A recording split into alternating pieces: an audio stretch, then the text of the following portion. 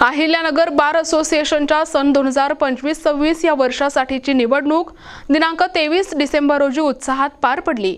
या नुकत्याच झालेल्या निवडणुकीत अक्षय उर्फ धनंजय आप्पासाहेब म्हस्के यांनी कार्यकारी सदस्यपदावर मोठ्या मताधिक्याने विजय मिळवत यश संपादन केले असून त्यांच्या या विजयामुळे वकील वर्गात आनंदाचे वातावरण पसरले आहे। अहिल्यानगर महानगरपालिका निवडणुकीसाठी सामाजिक कार्यकर्ते हनुमंत शंकर भुतकर यांनी प्रभाग क्रमांक 7 ड मधून अपक्ष उमेदवार म्हणून शड्डू ठोकलाय।